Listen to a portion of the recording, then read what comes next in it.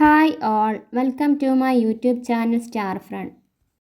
അങ്ങനെ അമല പശുവിനെ പുല്ലരിയാനായി വാക്കത്തിയുമായി വയലിലേക്ക് നടക്കുമ്പോൾ അവളുടെ കാലുകൾ ഇടറുന്നുണ്ടായിരുന്നു. അത്യാവശ്യത്തിന് പുല്ലൊക്കെ ചെത്തിയെടുത്ത് കുട്ട നിറച്ചപ്പോഴേക്കും നന്നേ ക്ഷീണിച്ചിരുന്നു. കുറച്ചുനേരം അവിടെ തണല് നോക്കിയിരുന്നു. എപ്പോഴെങ്കിലും ഒന്ന് തനിച്ചിരിക്കാൻ സമയം കിട്ടിയാൽ അപ്പോഴേക്കും ഓർമ്മകളും ചിന്തകളും വന്ന് തന്നെ അസ്വസ്ഥമാക്കും. ഡി കാതിൽ ആ വിളി വന്നു പതിച്ചതും അമല ഞെട്ടിയുണർന്നു. നോക്കുമ്പോൾ ദാസേട്ടനാണ്. ദാസേട്ടൻ എന്ന് പറയുമെങ്കിലും ആളെ കണ്ണിനു മുൻപിൽ കാണുന്നതേ പേടിയാണ് അമലയ്ക്ക്. വേറൊന്നുമല്ല, നാട്ടിലെ പേരുകേട്ട തല്ലിപ്പൊളിയാണ്. തമ്മിൽ തല്ലിയും കള്ളുകുടിച്ചും നടക്കുന്ന നാട്ടിലെ എല്ലാവരുടെയും പേടി സ്വപ്നം കൂടിയാണ് അവൻ. 30നോടടുത്ത പ്രായം. ഇരുനിറത്തിനേക്കാളും അല്പം കൂടി നിറമുണ്ട്. ഒത്ത വണ്ണവും നീളവും. മുടിയും താടിയും വെട്ടിയൊതുക്കാതെ അലസമായി കിടക്കാറാണ് പതിവ്. എന്തൊക്കെയാണേലും കുടിക്കാതെയാണേൽ വല്ലാത്തൊരു ഐശ്വര്യമാണ് കാണാൻ. പക്ഷേ ഇന്നേവരെ ഒരു പെണ്ണ് കേസ് മാത്രം അവൻ്റെ പേരിൽ ഉണ്ടായിട്ടില്ല. ആ കാര്യത്തിൽ ആള് വളരെ ഡീസൻ്റാണ്.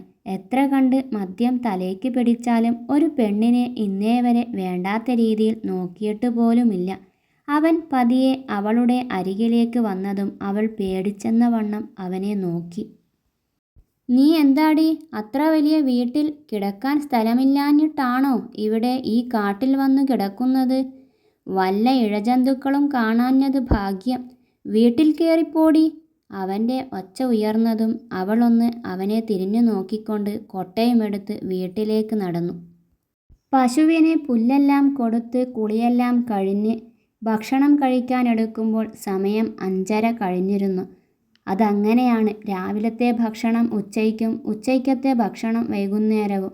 രാത്രിയിലെ പണികളെല്ലാം കഴിഞ്ഞ് അടുക്കളയും ഒതുക്കി കഴിക്കാനിരിക്കുമ്പോൾ 12 മണിയായിട്ടുണ്ടാകും.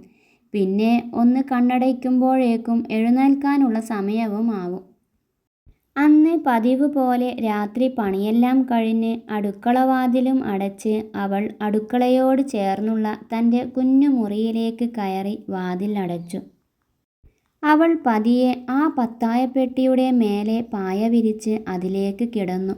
ഇതുവരെ കാണാത്ത തൻ്റെ അമ്മയോട് പരിഭവം പറഞ്ഞു തുടങ്ങുമ്പോഴേക്കും ക്ഷീണം കാരണം ഉറക്കം അവളുടെ കണ്ണിലെത്തി നിന്നിരുന്നു. കാലിലൊരു തണുപ്പ് അനുഭവപ്പെട്ടപ്പോൾ അവൾ ഒന്നുകൂടി ചുരുണ്ടുകൂടി കിടന്നു. എന്നാൽ കാലിൽ നിന്നും ആ തണുപ്പ് മുകളിലേക്ക് കയറി തുടങ്ങുന്നത് പോലെ തോന്നിയതും അവൾ ഞെട്ടിപ്പിടഞ്ഞെഴുന്നേറ്റു. നോക്കിയതും കാണുന്നത് തൻ്റെ കാലിൽ പിടിച്ചുകൊണ്ട് വഷളൻ ചിരിയോടെ തന്നെ നോക്കുന്ന കിഷോറിനെയാണ്. കിഷോർ എന്ന് പറഞ്ഞാൽ ജലജയുടെ മകൻ. അവൾ അലറിക്കരയാൻ തുടങ്ങുമ്പോഴേക്കും അവൻ അവളുടെ വാ പൊത്തിപ്പിടിച്ചിരുന്നു.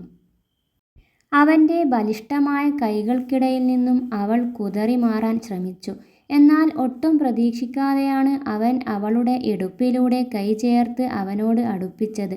അവൾ അപ്പോഴേക്കും അവൻ്റെ കൈ മാറ്റാൻ വേണ്ടി ശ്രമിച്ചുകൊണ്ടിരുന്നു. അവളുടെ പുറത്തേക്ക് തള്ളിവന്ന കണ്ണുകൾ കണ്ടപ്പോഴാണ് അവൻ പതിയെ അവൻ്റെ കൈകൾ അയച്ചത്. നെഞ്ചിൽ കൈവച്ചുകൊണ്ട് ശ്വാസം ആഞ്ഞുവലിക്കുന്ന അവളിൽ ആയിരുന്നു കിഷോറിൻ്റെ നോട്ടം മുഴുവനും. അവളൊന്ന് പതിയെ ഓക്കെ ആയെന്ന് കണ്ടതും അവൻ വീണ്ടും അവളിലേക്ക് അടുത്തു. എന്നാൽ അപ്പോഴേക്കും കയ്യിൽ കിട്ടിയ സാനിറ്റൈസർ എടുത്ത് അവൾ അവൻ്റെ കണ്ണിലേക്ക് അടിച്ചു കഴിഞ്ഞിരുന്നു. നിലത്തേക്ക് ഇരുന്നു കൊണ്ട് കണ്ണ് പൊത്തി പിടയുന്ന അവനെ ഒരു നോട്ടം മാത്രം നോക്കി അവൾ അടുക്കളയുടെ വാതിലും തുറന്ന് പുറത്തേക്ക് ഓടി. വാതിലിൻ്റെ ലോക്ക് കേടായതുകൊണ്ട് തന്നെ അവൾ വലിയ കനമുള്ളൊരു ബക്കറ്റ് വാതിലിന് കുറുകെ വെച്ചിട്ടാണ് എപ്പോഴും കിടക്കാറുള്ളത്. എന്നാൽ ഇന്ന് ക്ഷീണം കൊണ്ട് വാതിൽ തുറന്നപ്പോൾ ബക്കറ്റ് ഞെരുങ്ങിയ ശബ്ദമൊന്നും അവൾ കേട്ടിരുന്നില്ല. ആ കൊളുത്ത് പൊട്ടിയതിൻ്റെ പിന്നിൽ പോലും കിഷോറാണെന്നും അവൾ അറിഞ്ഞിരുന്നില്ല. എങ്ങോട്ടാണെന്ന് അറിയില്ലെങ്കിലും കഴിയുന്നത്ര വേഗത്തിൽ അവൾ മുന്നോട്ടോടി. അവൾ ആരുടെയോ ദേഹത്ത് തട്ടി ഇടിച്ചു നിന്നതും അവൾ ആർത്തു കരഞ്ഞു. പെട്ടെന്നാണ് മദ്യം മണക്കുന്ന ഒരു കൈ തൻ്റെ വായ പൊത്തി പിടിച്ചത്. തൻ്റെ മുഖത്തേക്കടിക്കുന്ന അയാളുടെ ശ്വാസത്തിൽ പോലും മദ്യത്തിൻ്റെ ഗന്ധം നിറഞ്ഞു നിന്നിരുന്നു. പതിയെ തന്നിൽ നിന്നും അകന്നുമാറി ഒരു സിഗരറ്റിന് അവൻ തീ കൊളുത്തിയപ്പോഴാണ് അവൾ ആ മുഖം കാണുന്നത്. അവൻ്റെ മുഖം കണ്ടതും അവളുടെ ഭയം ഒന്നുകൂടെ കൂടി. രാത്രി സമയത്ത് മദ്യത്തിൻ്റെ ലഹരിയിൽ നിൽക്കുന്നവൻ്റെ മുമ്പിൽ ഒരു പെണ്ണ് അകപ്പെട്ടു പോയാൽ പിന്നത്തെ കാര്യം പറയണ്ടല്ലോ.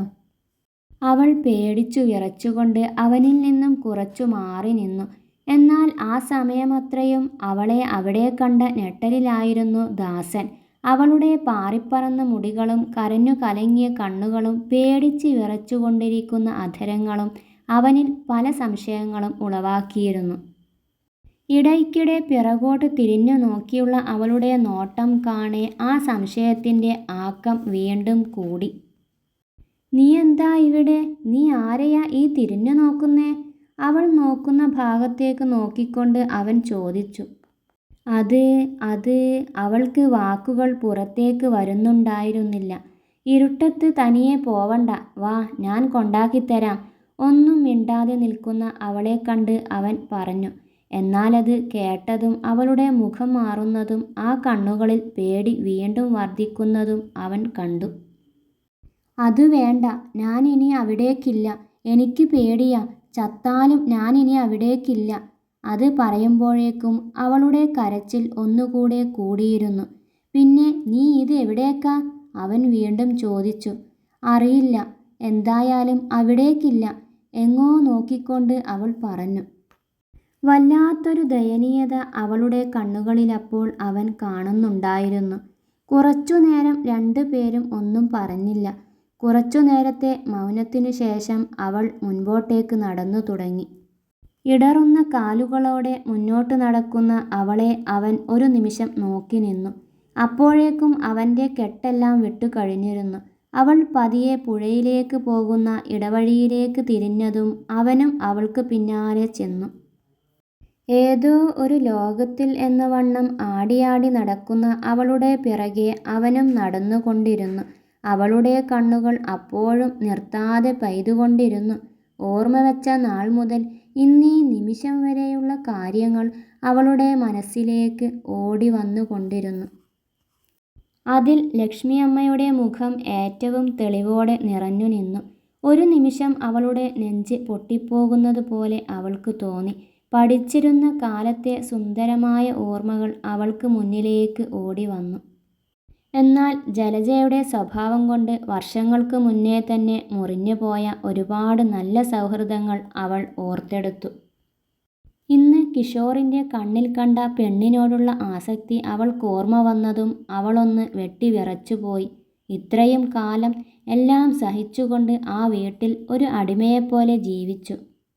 എന്നാൽ അന്നൊന്നും ഒരു പെണ്ണ് എന്ന രീതിയിൽ ഭയക്കേണ്ട ഒന്നും അവിടെ നിന്നും ഉണ്ടായിരുന്നില്ല. അതുകൊണ്ട് മാത്രമാണ് താൻ ഇതുവരെ അവിടെ പിടിച്ചു നിന്നതും. എന്നാൽ ഇന്ന് അതും സംഭവിച്ചിരിക്കുന്നു. ഇനി എന്ത് ധൈര്യത്തോടെയാണ് അവിടെ നിൽക്കുക? എന്ത് സമാധാനത്തിലാണ് അവിടെ ഒന്ന് കിടന്നുറങ്ങുക? ഇനിയും ഇത് സഹിക്കാൻ വയ്യ. ആർക്കും വേണ്ടാത്ത ഈ ജന്മം ഇങ്ങനെ തന്നെ തീരട്ടെ. അതും വിചാരിച്ചുകൊണ്ട് പുഴയിലേക്ക് ചാടാൻ നിന്നതും രണ്ട് കൈകൾ അവളുടെ വയറ്റിലൂടെ ചുറ്റിപ്പിടിച്ചുകൊണ്ട് പിറകോട്ട് വലിച്ചിരുന്നു. അവൻ്റെ കയ്യിൽ നിന്നും കുതറി വീണ്ടും വെള്ളത്തിലേക്ക് ചാടാൻ പോയ അവളുടെ മുഖം നോക്കി ഒന്ന് കൊടുത്തിട്ടാണ് അവനപ്പോൾ പ്രതികരിച്ചത്. അവൻ്റെ അടിയിൽ അവൾ നിലത്തേക്ക് വീണുപോയിരുന്നു. "എന്താടി കോപ്പേ നീ ഈ കാണിച്ചേ? ആ വെള്ളത്തിലോട്ട് അങ്ങ് എടുത്തു ചാടിയാൽ എല്ലാം ശരിയാകുമെന്നാണോ? അത് പറയുമ്പോൾ അവൻ്റെ കണ്ണുകൾ കത്തിജ്വലിച്ചിരുന്നു. അവൾ നിറഞ്ഞ കണ്ണുകളാൽ അവനെയൊന്ന് നോക്കി. "ഒന്നും ശരിയാവില്ല എന്ന് എനിക്കറിയാം. എന്നാലും എല്ലാം അവസാനിക്കുമല്ലോ." അവളുടെ ഇടറുന്ന സ്വരം അവൻ്റെ കാതിൽ വന്നു പതിച്ചു. "ഇത്രയും കാലം എല്ലാം സഹിച്ച് അവിടെ ഒരു അടിമയെപ്പോലെ ഞാൻ ജീവിച്ചു. അവര് പറയുന്ന എല്ലാ ചീത്തയും ഞാൻ കേട്ടു. അവര് പറയുന്നതെല്ലാം ഞാൻ ചെയ്തു. എന്നാൽ ഇന്ന് അയാളെന്നെ..." ബാക്കി പറയാതെ അവൾ മുഖം പൊത്തി കരഞ്ഞു. എൻ്റെ ലക്ഷ്മിയമ്മ ഉണ്ടായിരുന്നെങ്കിൽ. കരച്ചിലിനിടയിലും അവൾ പറയുന്നത് കേൾക്കാമായിരുന്നു. പിന്നെ എന്തോ ഓർത്തെന്ന പോലെ കണ്ണുകൾ അമർത്തി തുടച്ച് എഴുന്നേറ്റു. "എന്നാലിനി ഞാൻ അവിടേക്ക് പോവില്ല. ഞാൻ പോയാലല്ലേ അവൻ്റെ ആഗ്രഹം നടക്കുള്ളൂ. ആർക്കും വേണ്ടാത്ത, ആരുമില്ലാത്ത ഈ ജന്മം ഇങ്ങനെ തന്നെ തീരട്ടെ. അവൾ അതും പറഞ്ഞ് വീണ്ടും വെള്ളത്തിനടുത്തേക്ക് ഓടിയതും അവൻ്റെ കരം വീണ്ടും അവളുടെ കവിളിൽ പതിഞ്ഞിരുന്നു. ശേഷം അവളുടെ കൈ പിടിച്ച് അവൻ മുന്നോട്ട് നടന്നു.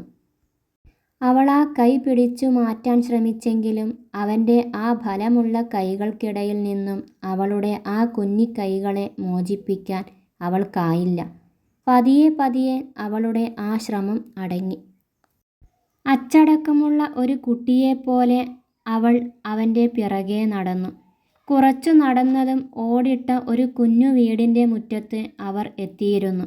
ഉമ്മറത്ത് ഓഫാക്കാതെ കത്തുന്ന ആ ലൈറ്റിൽ അവൾ ആ വീടൊന്ന് നോക്കി. ചെമ്പരത്തി ചെടികളാൽ വേലി തീർത്ത ആ വീടിൻ്റെ മുറ്റത്തേക്ക് അവൾ അവൻ്റെ പിറകെ കയറി.